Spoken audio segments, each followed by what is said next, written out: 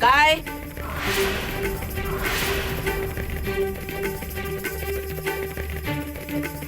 आता काही यांचे कान भरणं सुरू आहे? आमच्या खोलीत यायची बंदी काय घातली तुला? तू आता या खोलीत घेऊन यायला लागलीस? पण खूप कान उघडे ठेवून ऐक. इथून पुढे ज्यांच्या आसपासही फिरकायचं नाही तू. विठ्ठल विठ्ठल. तुम्हालाही सांगते विठ्ठल. अर्थात तुम्हाला किती कळतंय माहित नाही मला की तुम्ही ढोंग करताय कोण जाणे, पण तरी ऐका. तुम्ही सुद्धा इथून पुढे सखूच्या खोलीत पाऊल सुद्धा टाकायचं नाही. विठ्ठल विठ्ठल. एकमेकांना भेटायचं नाही. विठ्ठल विठ्ठल. आणि माझं ऐकलं नाही ना तर तुमचं पण खोलीतनं बाहेर पडणं बंद. चला आता माझ्यासोबत. विठ्ठल विठ्ठल. चला चला चला. आधी माझ्या विठुरायाला बंदी घातली आणि मग बिचारा मामंजींना मला भेटायला बंदी घातली. असं का करता सासूबाई तुम्ही? बसा.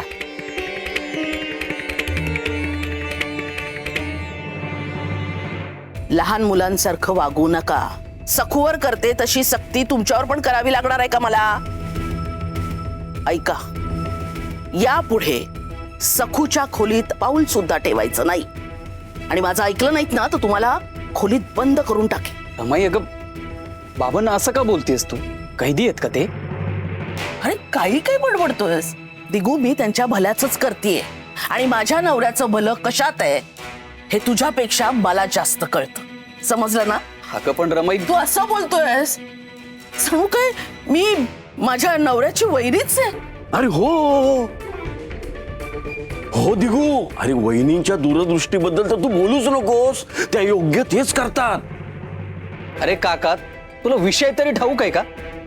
उगीच रमाईची भलामण कशाला करतोस?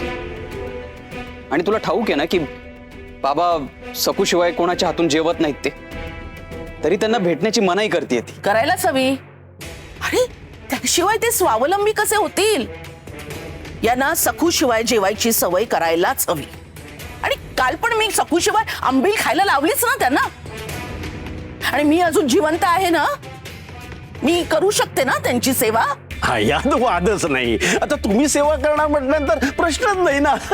पण तुम्ही कशाला आला होता तिथे? अरे हो ते राहिलंच. वहिनी, बाबाजींनी तुम्हाला लगेच बोलावलंय. तसं निरूपच धाडलाय त्यांनी. त्या विधीच्या संदर्भात मग कदाचित काही बोलायचं असेल, म्हणजे माझा आपला अंदाज हो. आणि जाताना की नाही ते बोलत होते की ह्या घरावर आणखीन काय काय संकट येणार आहेत ते देवच जाणे. म्हणजे बाबाजी जाणे.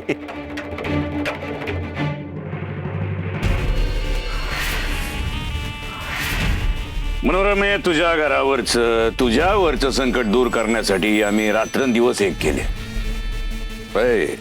आम्ही कडक तप करून कठोर साधना पूर्ण केली आहे. पण आता वेळ आली आहे ईदी करण्याची. जी बाबाजी. तर हा ईदी होईल इथं मठामध्ये. आणि त्यासाठी सखू आणि पंत यांना सोडून बाकीचे समदे मठामध्ये हजर लागतील. आणि महत्वाची गोष्ट, पंतांना आणि सखूला त्या वेळेला तुझ्या घरामध्ये डांबून ठेवायचं. आणि आता सगळ्यात महत्वाची कामगिरी नीट ऐकून घे. या ईदीसाठी आम्हाला पंतांच्या गळ्यातली तुळशीची माळ आणि त्यांच्या रक्ताचं डाग असलेलं कापड पाहिजे.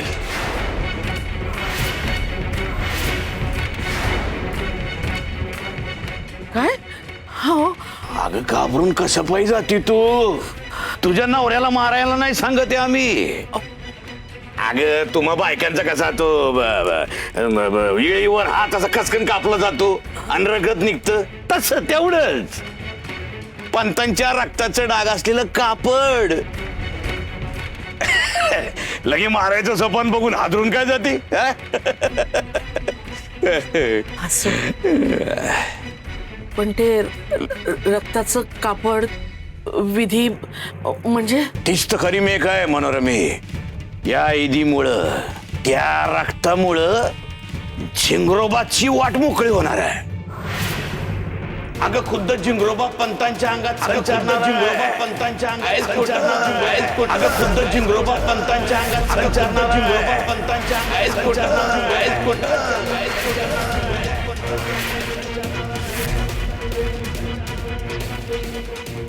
काय रे बाहेर जिथं आनंद व्हायला पाहिजे तिथे ही बाई घाबरते. काय करायचं हिचं? अगं मनोरमे, सखूला संपवण्यापुरतेच झिंगरोबा पंतांच्या अंगात संचार करणार आहेत. नंतर बघ तू ते सखूला काय इटोबाला बी इसरतील कायमचे. खरंच अमन अगं तुला पाहिजे तसे होतील पंत. गांडोळावानी निरुपद्रवी निष्प्राण. पण मनोरमे, हे काम लवकर करायचे. तेव्हा या दोन्ही गोष्टी लवकरात लवकर आणून द्यायच्या मठामध्ये. हो बाबाजी, लगोलग पाठवून देते या वस्तू तुमच्याकडे. येते. जय झिंगरोबा.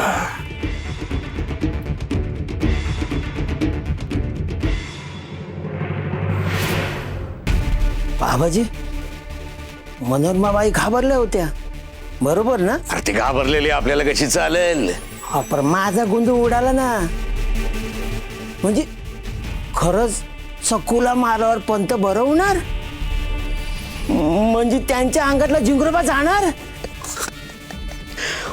पार खोळा होणार पंत, खोळा. मग पण हे मनोरमेला कशाला सांगायचं आपण? तिच्या कामाचं होतं तेवढं सांगितलं तिला. पाणी आण, पाणी पाणी.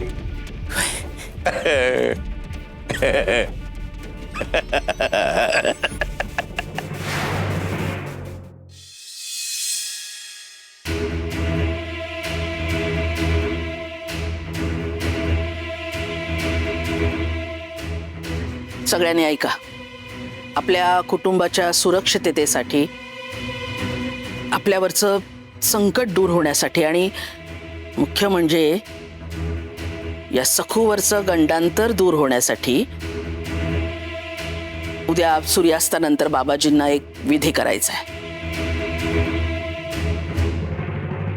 तेव्हा सखू, आपल्या सगळ्यांना मठात जायचंय. म्हणजे रमाई बाबांना पण मठात न्यायचंय का? नाही नाही नको, मामांजींना नको. नाही, त्यांना न्यायचं नाहीच आहे. त्यांना इथेच घरीच ठेवायचंय.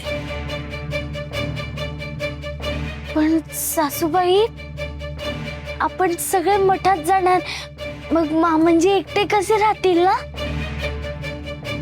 मी थांबू का घरातच? अगं, तुला कशाला इतकी काळजी? घरातली इतर माणसं काळजी घेऊ शकतात. आणि यमुना यांची मुलगीच आहे ना, यमुना आहे की ती थांबेल त्यांच्यासोबत. मी नाही, शंभू बाळ आहे ते कशाला? आम्ही नाही जा. ही यमुना पण ना भरवशाच्या म्हशीला टोणका. मुलगा झालाय, जरा अक्कल म्हणून नाही ते मी बघते. पण उद्या आपल्याला मठात जायचंय हे पक्क. काय विधी असेल आणि कशासाठी? काहीतरी धोकादायक असेल हे नक्कीच. बघितलंस ना शंभू बाळा, सगळे तुझ्या आईला खूप त्रास देतात. आज तर तुझी आजी ती पण माझ्यावर रागावली. उगीच रागवायला तुझी आजी खुळी नाही झालीये. आणि नको ते सांगून माझ्या शंभू बाळाचे कान भरू नकोस. यमुने, तुला ना अक्कलच कमी आहे. आधीच माझ्या डोक्याच्या चिंधड्या चिंधड्या होत आहेत, याची तुला जराही कल्पना नाहीये. आणि स्वतःच रुसवे फुगवे काय कवटाळत बसलीयस? अगं पण रमाई, तू मला असं म्हणालीस की बस. मी काय म्हणतेय, तुला जरा सुद्धा कल्पना नाही तर एखाद्या मुलीनं आईच्या काळजीनं विचारलं असतं, रमाई काय झालंय, बाबाजी काय म्हणाले, चेहरा असा दडपण आल्यासारखा का वाटतोय. खरंच ग रमाई, माझ्या नाही लक्षात आलं. पण कसं दडपण आलंय रमाई? बाबाजींनी काही सांगितलंय? बाबाजीने आदेश दिलाय, उद्या विधी सुरू होण्यापूर्वी बाबाजींना यांची तुळशी माळ आणि रक्त लागलेलं उपरण द्यायचंय. कळतंय का तुला? काय? बाबांच्या गळ्यातली तुळशी माळ? अगं रमाई, ते हात पण नाही लावून देत कोणाला, ते कसे काढतील? आणि बाबांचं रक्त लागलेलं उपरण म्हणजे रमाई, आपण बाबांना जखमी करायचं? गप्प ना, गप्प बस.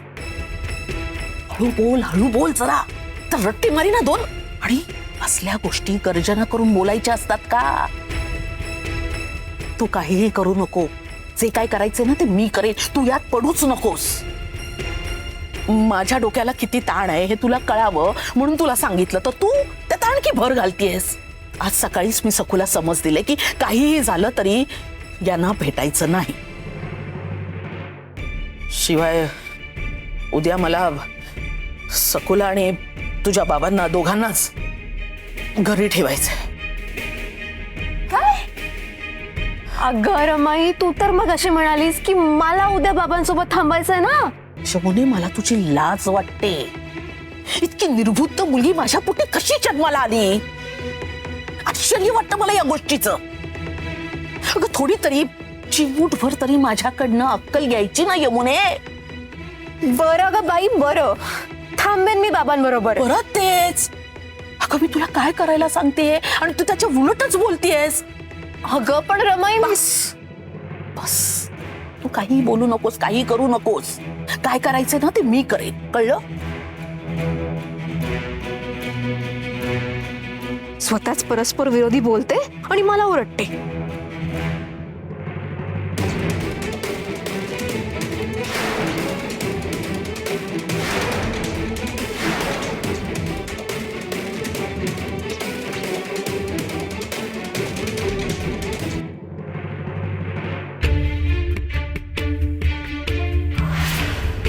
काय मोठी अदबीनं उभी आहेस माझ्या समोर. एरवी तर माझ्या डोक्यावर मिरे वाटत असतेस. नाटकी कुठली. जा, हळद घालून दूध दे मला, जा. आणि गरमच असू दे दूध, घसा शेकला गेला पाहिजे. भासता कामा नये, कळलं ना? जा, दूध दे मला.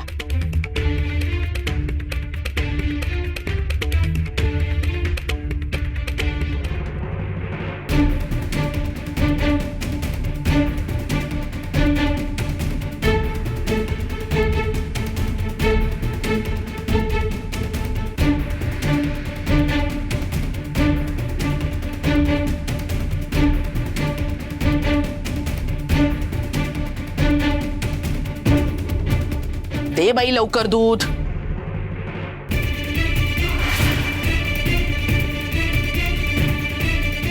सुरा,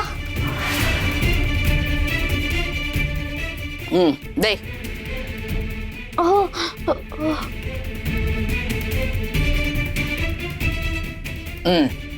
असू दे.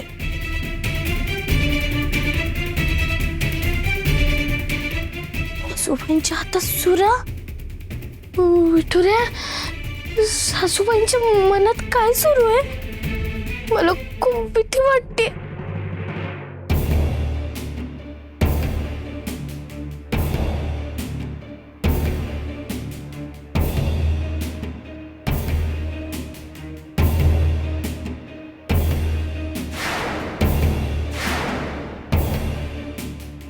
सुरा आणलाय खरा, पण अशी सरळ नवऱ्याला जखम करणं किती कठीण काम आहे. आधी त्यांना गाढ झोप लागायला हवी, मग काहीतरी जमेल.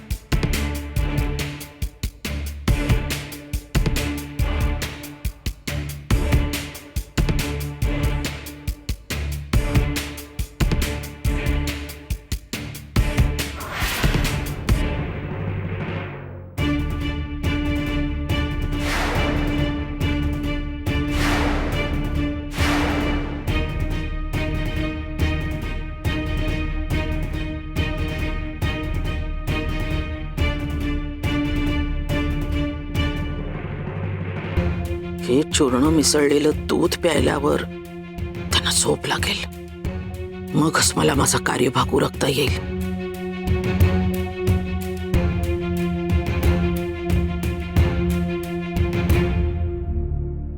अहो, हळद घालून दूध आणलंय, घ्या.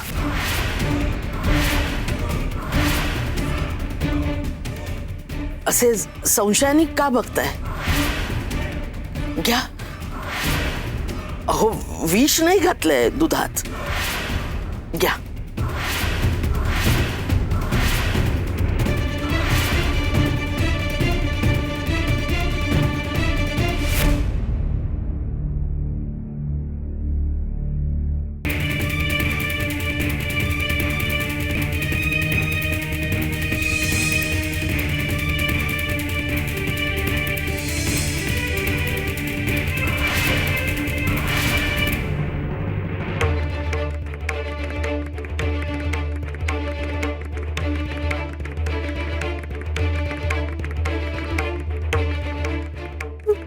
विठुराया, अरे काय काय होतंय?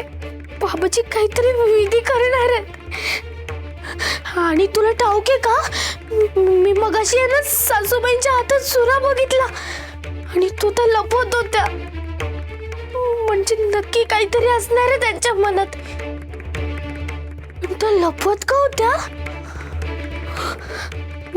विठुराया, मग नंतर आहे ना त्या तो सुरा घेऊन मामांजींच्या खोलीत गेल्या. मला खूप भीती वाटते रे. काय करू मी? हे आहोंना सांगू का? हो, आहोंना सांगायलाच हवं. अगं काहीतरी काय बोलतेस सखू? रमाई सुरा घेऊन खोलीत गेली बाबांना मारायला? काही काय ग? अहो, रागवू नका ना. पण चुलघरातून सासूबाईंनी पत्राखाली सुरा लपवला. मी खरंच माझ्या डोळ्यांनी बघितलं. डोकं फिरलंय का सखू तुझं? अगं रमाईचा कुंकू येते, उद्या तुम्हाला मारायला येशील का? अगं काय भयानक कल्पना येत आहेत तुझ्या डोक्यात. काय बोलतेस काय तू? हे असे विकृत विचार तुझ्या डोक्यात येतात तरी कसे ग? माझी रमाई इतक्या खालच्या पातळीला कधीच जाणार नाही सखू. तिच्या विरोधात उगाच काहीतरी कागाळ्या करू नकोस. चल निघ, जा. अगं निघ.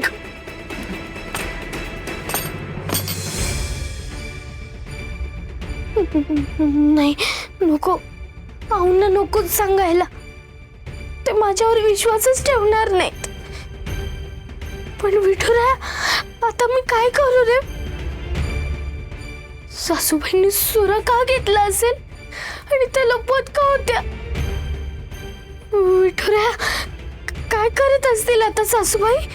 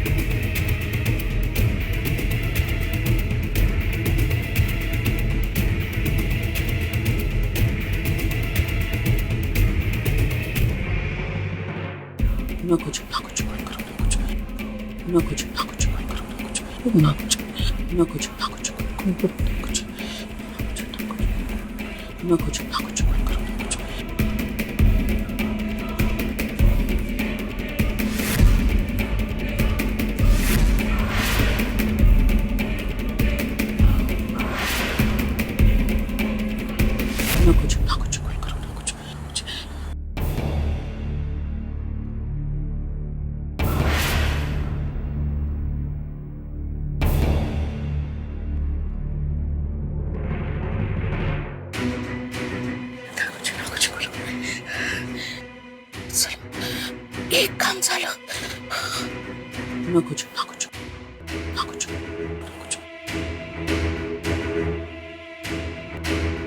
खिडकी जवळ जाते.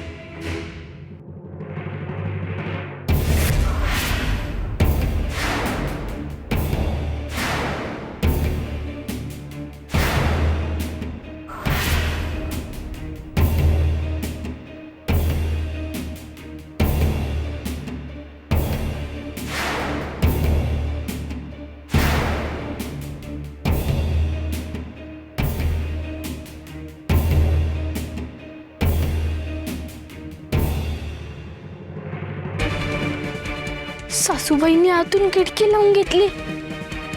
म्हणजे आतमध्ये नक्कीच काहीतरी विपरीत घडतंय. सासूबाई सुरा घेऊन काय करत असतील?